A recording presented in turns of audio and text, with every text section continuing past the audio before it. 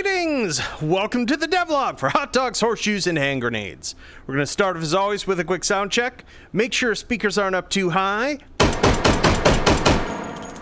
Wonderful. So what have we got for you this week? Well, I have still been working on a whole bunch of fairly boring architectural stuff for the scenario system, for Game Planner, for all of that, and it's not ready to see. And so this week, I figured I would show you a little bit of a sideshow, some fun things that I have been working on in terms of new toys, and beginning what is going to be a long project, but one that I wanted to make sure happened at some point for the game, which is that a lot of the ammunition in the game is wrong in one way or another. A lot of it was based off of models that I made very right at the beginning in 2016. Frankly put, a lot of them are just kind of eyeballed, and they are missing certain things about them, namely the fact that there aren't primer strikes on most of the ammunition. So when you're looking at the back of a revolver, you can't actually tell what shots you fired and what you haven't on a lot of the ammo.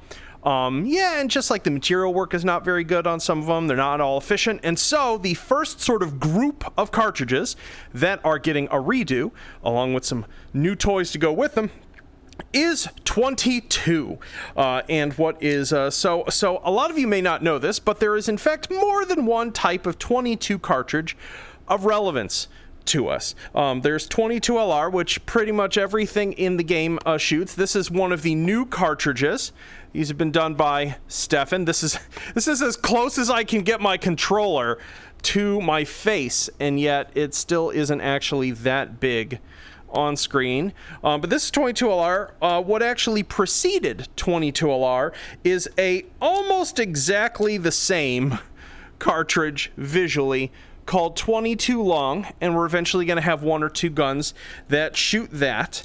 And we also have its diminutive cousin, 22 short, which, as you can see, is just itty bitty bitty. We actually have a gun in game already, the Ladies Home Companion, that should be firing 22 short, which I'm going to rechamber it in, but I didn't do that at the time because I didn't have the cartridge. And then we have the larger one that's fired by, what is it, the PMR 30 or something like that. That is our 22 Win Mag, which is longer. So those are our types. So, to christen our new 22 short, I have a first toy to show you folks. Absolutely gorgeous antique, and that is the Sharps Pepperbox Derringer.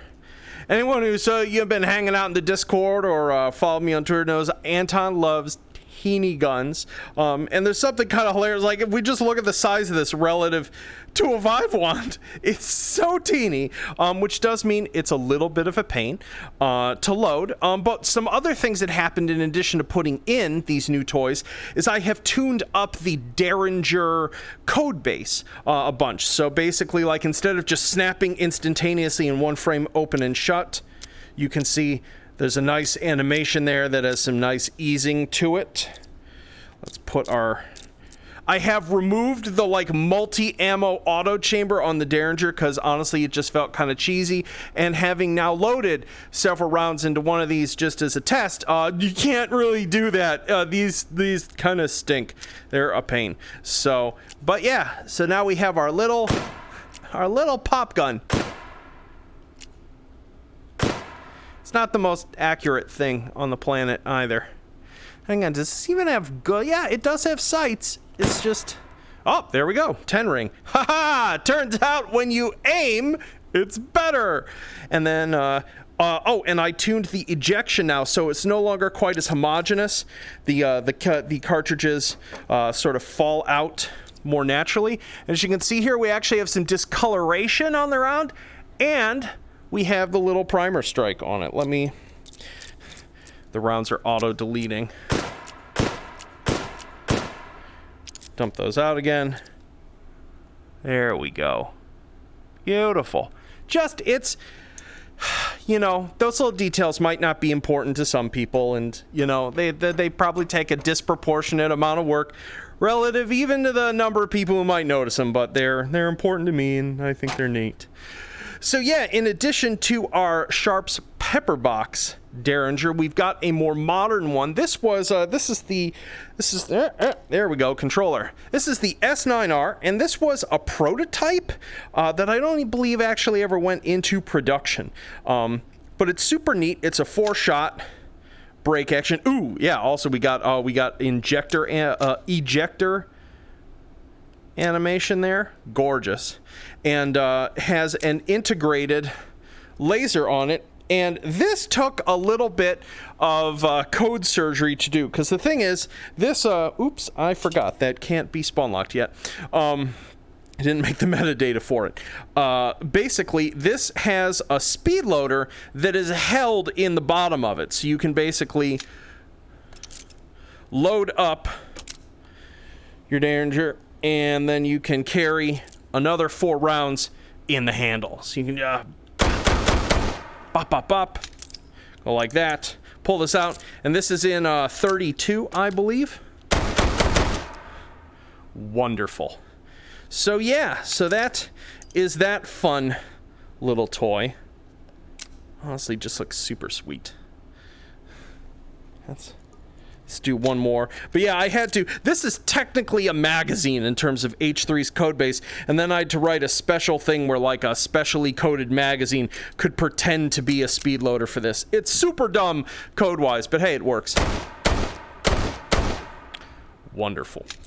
And then in terms of just some miscellaneous stuff I did while I was working. Oh, I feel like such a dummy. All the rail adapters that you see here on this table had been misaligned. They were not, in fact, connecting properly in terms of the correct vertical displacement off the rail. I messed that up years ago, and somehow it never registered or noticed. Obviously, it wasn't that important. Someone would have complained about it, but I ran into it because I was putting a new rail type in that had been requested a number of times, which is basically a flat extension, meaning a extension that keeps the vertical displacement. You know, in the case you want to be annoying like Anton and just put your sight like all the way up front. You only live once. Wonderful. So yeah, so fixed all of those, and I'm taking the opportunity to actually go back and just like spot check a bunch of stuff about old attachments, because it turns out that Anton made some boneheaded mistakes like 4 years ago or whatever it was, and that somehow went unnoticed. So being a little fastidious, this is one of the ways that I just sort of like, you know, keep momentum and keep my brain clear in between just slamming my head against like database and file stuff. So there you have it. Derringer animation, yay! So yeah, let's jump out of VR, talk about what else is going on. Yo, out of VR and absolutely melting. It's so hot. Oh no, I hate it. But yeah, so over here surviving. Man, this is not the month to be putting on an HMD for several hours at a time. But yeah, as I mentioned, I want the ammo project is something that's going to happen very, very slowly. Because I'm sort of using it as an auditing process. That there's a lot of stuff that I've added over the course of things to the game. From an ammo standpoint, that were done fast, because I was just like, I just need to put them in for this gun, and some of them have never actually gotten like a once over to make sure all the like data is correct, the ballistics are behaving how I wanted them to, etc., and a process wherein a whole bunch of the models are being replaced for optimization reasons, stylistic consistency, etc., seems about the smartest time to do something like that, because it's going to be so drudgerous. So being able to pick them up and be like, it looks prettier now, will help emotionally get me through that process. But yeah, so it's beginning with the 22 family here, and it's just going to happen in parallel with other things. This is all just to say that over the coming months, however long it takes, you will slowly notice with each update and build like, oh wow, those bullets look different now. So So yeah, what else? What else do we have here? What else have I been? Oh, I took the opportunity to like clean up and fix a bunch of other little goofy things. The bunch of the Model 95 Derringer sound was just like terrible and not like mapped well. So I swapped that out.